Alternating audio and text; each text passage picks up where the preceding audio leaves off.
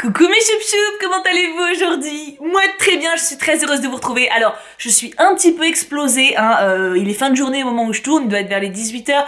Je suis allée à l'aquagym, je suis allée au cinéma, j'ai beaucoup marché et j'ai peu dormi. Du coup voilà, j'ai une tête de fin de journée, donc mon cerveau tourne plus lentement que d'ordinaire. Oui, ça veut dire qu'il est relativement lent, oui. Mais j'avais trop envie de vous tourner la vidéo maintenant d'update lecture parce que ça fait beaucoup trop longtemps que je ne l'ai pas fait. Du coup, je vous propose qu'on attaque parce que j'ai pas mal de choses dont je dois vous parler et c'est quasiment que de très très bonnes découvertes. Du coup, allons-y tout de suite. Ça faisait longtemps que j'ai pas fait d'update. Ah oui, je sais, mais là ça va reprendre plus régulièrement. Je suis à la maison pour au moins quelques semaines. Du coup, je commence par un abandon qui n'en est pas vraiment un. Phénomène de Eric Lhomme. Pourquoi je dis que c'est un abandon sans en être vraiment un? Parce que, en fait, dans ce bouquin, il y a 3 tomes condensés. Et j'en ai lu 1,5. Pourquoi du coup j'ai arrêté? Parce que c'était trop long. Voilà, je commençais à en avoir un petit peu marre. En fait, c'est l'histoire de 5, je vais vous le résumer après, il est très très bien. C'est l'histoire de 5 adolescents qui s'enfuient d'un hôpital psychiatrique pour, parce qu'ils ont un petit peu des dons, etc., pour seconder, pour secourir leur docteur préféré qui a été enlevé par des malfrats. Il y a une sorte d'énigme autour, etc. Franchement, c'est génial, c'est vraiment bien, les persos sont cool, ils ont un vrai caractère, l'intrigue est vraiment stylée, on a des vrais méchants. Mais c'était trop long. Voilà, je sais pas, j'ai pas été assez emballée. Je pense que si j'avais distillé genre un tome maintenant, un autre peut-être dans un an, un autre dans un an ou un truc comme ça serait peut-être mieux passé. Mais là, ça a un côté intrigue policière et moi je cours pas après ce genre-là. Donc là, c'était un peu trop pour moi malgré des protagonistes extrêmement intéressants. Je voulais quand même le résumer parce qu'honnêtement, si vous aimez les intrigues, ouais voilà, je vous dis un peu policière, un peu à la... comment ça s'appelle, Da Vinci Code, vous voyez, un peu des énigmes historiques, des petites références comme ça culturelles, c'est vraiment cool, mais moi c'était trop long, donc je voulais quand même le résumer. Claire, Violaine, Nicolas et Arthur sont 4 adolescents atteints d'étranges troubles du comportement. C'est pourquoi ils ont été confiés à la clinique du lac, spécialisée dans les cas désespérés. Mais dans cet établissement, seul le docteur Barthélemy s'intéresse à eux. Aussi, lorsque celui-ci est enlevé par 3 hommes sinistres, les adolescents décident de s'enfuir de la clinique et de partir à sa recherche. Ils vont alors découvrir que leur handicap, à force de courage et de volonté, peut se transformer en pouvoir hors du commun. La trilogie Phénomène est ici réunie pour la première fois en un seul volume. Complot, pouvoir surnaturel et indéfectible amitié sont les principaux ingrédients de ce thriller fantastique haletant. Du coup voilà, effectivement, c'est un thriller fantastique haletant, mais j'aime pas trop les thrillers, fantastique ou haletant ou pas, voilà, donc du coup il m'a quand même tenu plus d'un tome, donc c'est balèze, mais je pense que 3 c'était trop pour moi, vu que c'est vraiment pas mon genre favori, mais pour les adeptes justement du genre, même si ça fait une répétition, vraiment, vous pouvez essayer, c'est vraiment bien écrit, et les persos sont classe, et l'intrigue est folle, donc tentez si vous aimez ça, on ne sait jamais. Ah, celui-ci! Tada! Watership Down de Richard Adams. Alors, est-ce que vous vous en souvenez? Je l'avais reçu dans une cube, lui aussi, je crois qu'en plus c'était le même mois que Phénomène. Et alors, je vous lis le résumé, parce que, non mais il faut bien se rappeler du résumé pour que vous vous rappeliez moi dans quelles conditions j'étais quand je l'ai découvert. C'est dans les forêts de collines verdoyantes et idylliques que se terrent parfois les plus terrifiantes menaces. C'est là aussi que va se dérouler cette vibrante odyssée de courage, de loyauté et de survie. Menés par le valeureux Hazel et le surprenant Fever, une poignée de braves choisissent de fuir l'inéluctable destruction de leur foyer. Prémonitions, malices et légendes vont guider ces héros face aux 1000 ennemis qui les guettent et leur permettront peut-être de franchir les épreuves qui les séparent de leur terre promise. Watership Down. Mais l'aventure s'arrêtera-t-elle vraiment là? Aimé et partagé par des millions de lecteurs à travers le monde, l'envoûtant roman de Richard Adams fait partie de ces récits mythiques et hors du temps, une épopée sombre et violente, néanmoins parcourue d'espoir et de poésie. Vous sentirez le sang verser, vous tremblerez face au danger, vous craindrez la mort, et par-dessus tout, vous ressentirez l'irrépressible désir de savoir ce qui va se passer. Avouez que quand on lit ça comme résumé, on a quand même une grosse attente par rapport au bouquin, tu vois. Clairement, par rapport au texte, c'est risqué de faire un résumé pareil. Et honnêtement, c'est pas exagéré. Alors, moi, ce que je n'avais pas remarqué, qu'est-ce que vous voyez là? C'est un lapin! Oui! Parce qu'en fait, je suis allée voir, à chaque fois que je reçois un bouquin, je vais voir sur Livre Addict le résumé, etc., la note qu'il a, etc. Et donc, je vous l'avais présenté avec l'ouverture de la box, après je vais voir sur Livre Addict, et je vois les commentaires... magnifique ouvrage, on s'attache énormément à des lapins. Moi quoi? Que puis-je? Et en fait, c'est des lapins. Vous suivez une quête de lapins. Les personnages sont des lapins. Fever et Hazel sont des lapins. Et il y a pas que, il y a plein de lapins. Y a pas... alors, ce qui est fou, c'est que c'est super bien écrit et que t'es vraiment à fond dedans, mais comme si c'était ta vie qui était en jeu. C'est vraiment, non mais c'est balèze. Alors il y a quelqu'un, je sais plus où j'avais vu cette critique-là, mais elle est très vraie. Peut-être qu'elle doit être marquée dedans. Je sais plus, non. C'est un mélange de Seigneur des Anneaux et de lapin. C'est un truc de ouf. C'est un truc de ouf. Alors, le seul reproche que je pourrais faire, le reprochounet, c'est que c'est peut-être un peu trop tout public. Clairement, vous avez 9 ans, vous pouvez le lire. Il y a rien de choquant, tu vois, il y a pas de traumatisme profond, etc.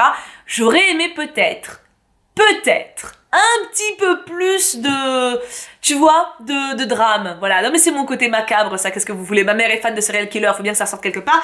Mais non, honnêtement, vous pouvez lire, vous pouvez foncer, c'est très très bien écrit. C'est très très bien écrit, et honnêtement, on y prend goût de ouf. Alors, si vous n'aimez pas les lapins, après ce bouquin, vous les aimerez, et si vous les aimez déjà, bah vous en adopterez une petite douzaine à la fin du livre. Voilà, classique. Non, honnêtement, c'est très très recherché. Il faut du courage, je trouve, pour oser écrire un roman de cette taille avec des lapins en personnages principaux et pas du tout en contenu pour enfants. C'est vraiment pas pour gosses. Enfin, c'est vraiment un roman d'aventure. Tu lis Le Seigneur des Anneaux, c'est un truc de ouf, c'est une quête quoi, c'est une vraie quête. C'est super agréable à lire, c'est très très bien écrit et ça surprend quoi. Donc gros GG à Richard Adams, je suis conquise, je suis totalement conquise et je suis super heureuse de l'avoir découvert. Si vous l'avez jamais lu, honnêtement, testez. Alors, pas forcément si vous avez du mal avec la lecture parce que c'est quand même un bon pavé et il y a quelques longueurs, mais honnêtement les longueurs passent très très bien puisqu'on a toujours un fond d'action. Donc moi j'ai eu beaucoup de mal à le lâcher, je l'ai pas lu d'un coup, il m'a quand même pris du temps parce que j'avais beaucoup de choses à faire pendant que je l'ai découvert, mais un vrai bonheur. Franchement, vraiment ceux qui aimaient la fantasy et les romans initiatiques etc, c'est clairement pour vous. On fait une petite transition BD, puisque Glénat m'avait envoyé les 3 premiers tomes, d'ailleurs les 3 tomes sortis des Bergères Guerrières. Donc je vous montre un petit peu les 3 couvertures, brièvement mais efficacement quand même. Voilà, tome numéro 2 et tome numéro 3. Alors je tiens déjà à dire que Kim les a lus et il les a adorés. Quand il a lu les 3 en une seule soirée, Kim lit très peu. Alors je précise ça, Kim c'est mon chéri pour ceux qui savent pas. Quand on le voit comme ça, on pourrait dire que c'est une BD pour enfants, ou que c'est assez, justement, bon enfant, édulcoré, mignon, etc. Alors, les dessins sont choux, je vais vous montrer quelques planches pour que vous ayez une idée, mais c'est clairement pas pour gosses. C'est assez profond, assez sombre, l'intrigue est vraiment assez noire, donc ouais, non, c'est pas... Tu vois, regarde, c'est mignon, enfin, les dessins sont cute. Les dessins sont cute, mais l'histoire, elle, est assez sombre, vraiment assez sombre. Donc pas forcément pour les tout petits, mais j'ai adoré. Alors attendez, est-ce qu'il y a un résumé? Oui, je vous lis le résumé du tome 1. 10 ans que les hommes du village sont partis, mobilisés de force pour la Grande Guerre. 10 ans que plus personne n'a de nouvelles d'eux ni de ce conflit. Les femmes ont alors créé l'ordre des bergères guerrières, des combattantes choisies parmi les plus braves pour protéger leur village. Du haut de ses 10 ans, Molly peut enfin commencer l'entraînement qui lui permettra, si elle s'en montre digne, de rejoindre l'ordre. Elle pourra compter sur son bouc Barbe Noire et son ami Liam pour l'accompagner dans tous ses périples. C'est clairement pour tout le monde. C'est alors pas tous les tout petits, hein, mais honnêtement, c'est un plaisir à lire. Il y a de très bonnes valeurs. Kim, quand il l'a fini, parce qu'il l'a lu en premier, il m'a dit ça va te plaire, c'est pour toi. Donc effectivement, il y a de très bonnes valeurs. Féminisme, égalité, beaucoup de remarques par rapport aux droits des femmes, par rapport à leurs envies, par rapport aux envies des hommes aussi, qui sont pas forcément celles qu'on peut attendre. Là-dessus, c'est très agréable à lire, très frais, et encore une fois, un truc de ouf. Donc j'attends le tome 4, voilà, j'attends le tome 4, et si vous avez l'occasion, lisez-les. Franchement, à la Fnac ou empruntez-le à la médiathèque, mais je vois pas à qui ça peut ne pas plaire en fait. Ça ne peut plaire qu'à tout le monde en fait. Les hommes, les femmes, les petits, les grands, ceux qui aiment l'action, ceux qui aiment la romance, il y a de tout là-dedans, donc j'appelle ça une réussite. En parlant de réussite, Carmen de Prosper Mérimée. Alors c'est un classique, hein. C'est clairement un classique. Mérimée, c'est un des auteurs qu'on peut étudier au bahut. Ça fait très longtemps que j'avais pas lu de classique et dans un format pareil, c'est juste un grand plaisir. Illustré par mon copain Benjamin Lacombe, enfin mon copain, on se connaît pas, mais j'ai quasiment tous ses bouquins, donc on finit par voilà. Et regardez, voilà, je vous montre un petit peu l'aperçu. Donc vous avez vraiment l'œuvre de Mérimée que je n'avais jamais lu dans ma scolarité, j'avais jamais eu l'occasion de le lire. Et j'ai passé un très très bon moment. Alors c'est très intéressant parce que Mérimée était sacrément raciste, en même temps à l'époque, hein, bon, c'était courant, hein. Et du coup, tout à la fin du bouquin, vous avez un petit aperçu de quelques lettres de Mérimée et de ses opinions par rapport aux tziganes. Et C'est édifiant, hein, c'est assez marquant. Bon, ça n'enlève rien à la beauté de l'œuvre. Carmen, c'est une très jolie histoire. Bon, jolie, c'est pas le terme, c'est pas mignon, hein. C'est bien écrit. Non mais le personnage de Carmen est très intéressant, je l'avais jamais lu comme je vous dis, et en fait c'est une femme forte, une femme indépendante avant l'heure. Et ça m'a fait du bien de relire un classique aussi. Je me suis rendu compte que la plume des anciens auteurs me manquait un petit peu. J'ai un immense plaisir à lire tout ce que je lis actuellement, hein. Tout ce qui est fantasy, young adult, etc. J'adore et c'est très bien écrit aussi. Mais les classiques, forcément, il y a une plume plus ancienne, il y a une recherche des mots qui n'est plus la même que maintenant, c'est tout à fait logique. Et ça m'a fait du bien d'y retomber le temps d'une petite lecture. Ça me manque pas au point de reprendre mes lectures quotidiennes comme je faisais à l'époque où j'étais étudiante, puis j'en ai déjà lu vraiment un paquet. Puis j'y retournerai sans doute un de ces quatre. En tout cas, de temps en temps, ça fait du bien. Et l'ouvrage est juste incroyable. Donc, très belle découverte. Je sais pas si vous avez déjà lu Carmen, mais au cas où, en gros, pour vous résumer vraiment grossièrement, c'est une histoire d'amour et en même temps une histoire de liberté. Voilà.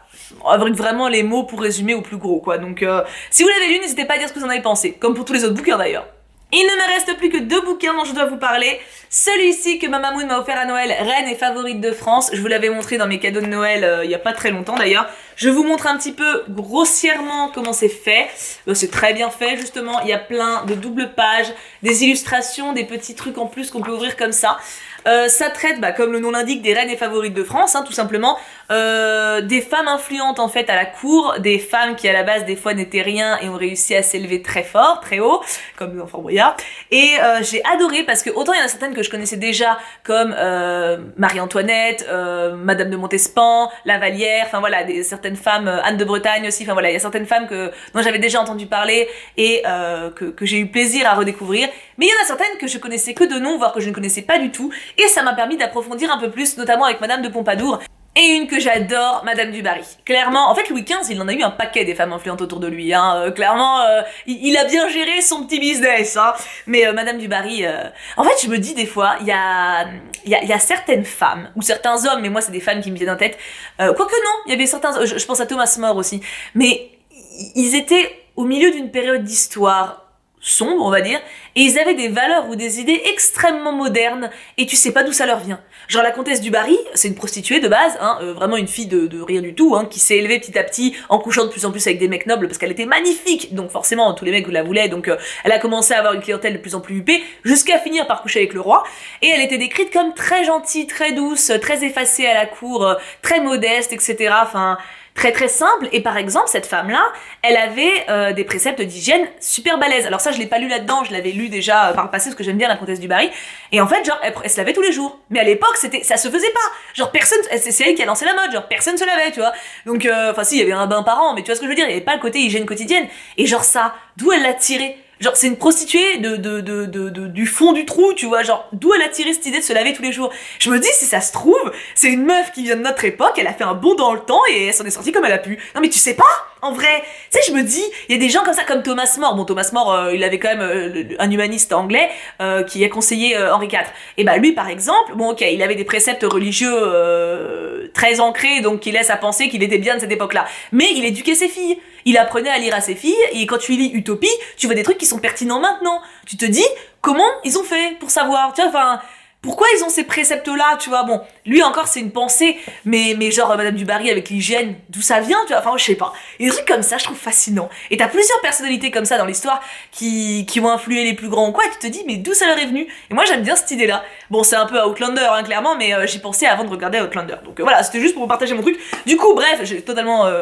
bref, comme d'hab, mais c'est très très intéressant. Si vous êtes un petit peu curieux par rapport à la royauté et aux femmes qui ont influé les plus grands de notre monde, en tout cas en France, c'est très intéressant. Et vous vous rendez compte que beaucoup d'hommes ont existé grâce à leurs femmes, ou en tout cas grâce aux femmes qu'ils avaient dans leur entourage, parce que mine de rien, elles ont réussi à les faire briller, ou elles ont réussi à leur donner confiance en eux, et c'est reconnu maintenant que pas mal des maîtresses ou des favorites ont beaucoup joué dans certaines décisions politiques, donc j'ai trouvé ça super intéressant. Et en plus, à côté de ça, c'était souvent des protectrices des artistes, des auteurs, des arts, de la couture, enfin elles ont créé des modes, elles ont créé des trucs, donc certaines de ces femmes étaient juste ouf. Et enfin, je finis par mon coup de cœur, que j'ai lu avant lui, mais j'ai un peu triché pour garder celui-là pour la fin. Le tome 3 de La Faucheuse. Oui. Alors, je suis partagée entre une joie profonde de vous en parler et une tristesse infinie puisque cette saga est terminée. Cette saga est terminée et je souffre le martyre parce que je l'ai adoré. Neil Shusterman, je t'aime, voilà, épouse-moi. Je ne sais même pas la tête du gars, mais ou de la meuf d'ailleurs. Non, je crois que c'est un gars. Non, c'est un gars parce qu'il écrit avec son fils certains trucs. C'est aussi lui qui a écrit Drive, je crois. Cette saga est incroyable. Je vous lis le résumé de derrière et enfin le résumé, oui, pas le résumé de devant, hein, et on en parle après. Dans un monde qui a conquis la mort, l'humanité sera-t-elle anéantie par les êtres immortels auxquels elle a donné naissance? Le sinistre maître Godard se prépare à prendre le pouvoir suprême sur la communauté des faucheurs. Seul celui qu'on nomme le Glas pourrait faire basculer l'humanité du côté de la vie. La conclusion époustouflante de la trilogie La Faucheuse, en cours d'adaptation au cinéma par les studios Universal. Ils ont pas intérêt à se foirer. Ils ont clairement pas intérêt à se foirer. Et j'ai un perso que j'adore. Pour ceux qui l'ont lu, c'est Lucifer, Maître Lucifer, voilà. Comme ça ne spoil personne. C'est des pseudos qui se donnent eux-mêmes. Je suis très amoureuse de ce personnage. Très très amoureuse. Donc ils ont pas intérêt à me faire de la merde avec Maître Lucifer parce que sinon je vais être très courroux. Alors, pourquoi j'ai aimé cette saga? C'est compliqué parce que c'est le 3e tome. Donc je peux pas vous spoiler, absolument pas vous spoiler ce qui se passe là-dedans. Je peux vous reparler du premier et un peu de l'univers dans lequel ça se passe. C'est une saga qui se passe dans notre futur. Notre humanité a en quelque sorte échoué et a programmé une IA, une intelligence artificielle, pour diriger notre monde. Cette IA est bienveillante et veille sur nous de manière très efficace. Il n'y a plus de mort par vieillesse, il n'y a plus de mort tout court à cause de maladies, parce que en gros les cellules peuvent maintenant se régénérer grâce à des produits, grâce à des soins super balèzes. On peut se régénérer nous-mêmes plusieurs fois, en gros on est immortel. Du coup, pour pallier à cette immortalité, parce que forcément la population grandit de jour en jour, eh bien il y a une communauté d'êtres humains qui s'appelle les faucheurs. L'IA ne peut pas intervenir dessus et les faucheurs en fait ont pour rôle de tuer les humains. Donc normalement c'est un groupe très éthique, voilà, très digne, ils font ça de manière classe, ils ont un quota à respecter et voilà, c'est un peu à la vieille école, très carré, voilà, très digne. Et il y a certains des maîtres plus récents qui arrivent et qui veulent un petit peu s'amuser là-dedans. Et du coup, il y a le nouveau courant faucheur, il y a l'ancien courant faucheur, et il y a l'humanité qui doit se dépatouiller avec tout ça. Ça chapeaute les 3 tomes. Il y a 2 personnages principaux, une fille et un garçon. Il y en a d'autres, hein, mais c'est principalement eux que moi j'ai affectionné, c'est eux qu'on suit un petit peu du début à la fin. Et j'ai adoré cette saga. Elle m'a fait un effet que je n'ai pas ressenti depuis très longtemps. C'est-à-dire que ce livre, je l'ai lu vraiment par petits bouts. Déjà au réveillon, je l'ai emmené avec moi, je l'ai lu au coin du feu quand j'étais à la campagne avec les copains pour le 31. Et de manière générale, avant ça, dès que j'avais 10-15 minutes, je me posais et je lisais 4-5 pages. C'était mi-frustrant, mi-très satisfaisant parce qu'en 4-5 pages, ce bouquin, il arrive à me faire ressentir des choses. C'est un truc de ouf comme cette saga, elle m'a parlé. J'ai vu un futur potentiel, j'ai vu des valeurs actuelles, j'ai vu des questions qu'on doit se poser. Je le trouve génial. Je trouve que cette saga est géniale et je l'adore de ouf. Si vous avez l'occasion, testez-la, franchement. Au moins le premier tome, c'est sûr. Je vois pas à qui ça peut ne pas plaire en fait. Je l'ai prêté d'ailleurs mon premier tome, je l'ai prêté à ma belle-mère tellement je lui ai vendu le truc. Elle était en mode tu pourras me l'amener. Du coup je lui ai amené pour Noël. Mais non mais cette saga est ouf. Cette saga est ouf et elle parle. Elle parle de manière intelligente, elle sort un peu des clichés en plus, des trucs attendus, il y a de super bonnes idées. J'adore de ouf et moi ça me fait envisager pour une fois une idée d'une IA positive. Par exemple, c'est un sujet qui vient souvent, oui je digresse totalement mais c'est pas grave, c'est un sujet qui vient souvent avec mes potes dans les discussions en soirée, la fin de notre société, la fin du monde actuel, à cause, je sais pas moi, de l'effondrement des banques, à cause de l'écologie qui part en couille, à cause de catastrophes nucléaires, enfin bref, il y a plein d'hypothèses possibles pour justifier ça et du coup c'est très intéressant d'en discuter.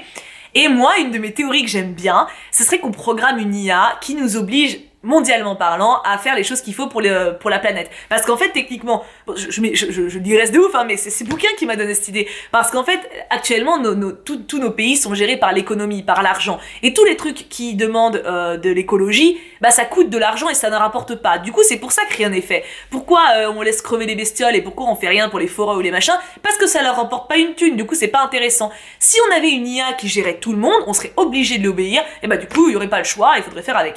Et je pense vraiment que c'est la seule solution qu'on a si on veut un jour sauver la planète. Parce que sinon jamais les hommes d'État, ou alors on repense totalement le système et on passe par 36 000 révolutions sanglantes, ou alors l'humanité disparaît. Mais j'aime bien mon idée d'IA parce qu'elle est un peu plus pacifique. Voilà. Donc voilà, c'est l'idée que, bon, en tout cas ce bouquin m'a fait y croire. Enfin, m'a donné envie d'y croire. M'a pas fait y croire parce qu'actuellement c'est pas le cas, mais m'a donné envie de penser à cette possibilité-là. Et rien que pour ça j'ai kiffé parce que c'est facile de faire une IA genre un peu à la Wall-E, même pas dans Wall-E c'était bien fait, mais un peu comme on retrouve partout, genre machiavélique, qui dit qu'il faut buter l'humanité parce que du coup on est mauvais et tout ça. Là pour une fois on a une IA juste tu vois, et humaine en fait, sur bien des points, mais dans les bons sens du terme, et j'ai adoré ça, et bah la preuve, voilà, je peux digresser dessus, je peux en parler pendant des heures, donc là je vais m'arrêter parce que ça commence à faire long pour vous, mais je trouve que c'est un bouquin qui fait réfléchir et en plus qui est super plaisant, qui est plein d'action, et lisez-les. Franchement, si vous pouvez lire cette saga, si vous avez l'occasion d'emprunter le premier tome au moins à la bibliothèque, faites-le, vous le regretterez pas, je pense. Bon bah moi qui avais peur de pas avoir assez de bouquins pour tenir un update, en fait, bon, ça fait une vidéo d'une durée assez conséquente, hein. Du coup mes amours, n'hésitez pas à me dire, parce que là en plus ça fait un moment, mon dernier update je crois qu'il date d'octobre, ça fait long hein. N'hésitez pas à me dire ce que vous avez lu durant ces derniers mois, quels ont été vos coups de cœur, qu'est-ce que vous me recommandez, puisque vous savez que c'est vous qui souvent m'orienter sur mes futures lectures. Et parmi ce que j'ai lu, qu'est-ce qui vous intéresse, qu'est-ce qui vous tente, qu'est-ce que vous avez à me conseiller, enfin voilà quoi. Dialoguons autour des bouquins, merveilleux sujet. Je vous fais tout plein de gros bisous, je vous aime très fort. Et bien sûr, on n'oublie pas, pouka pouka pouka.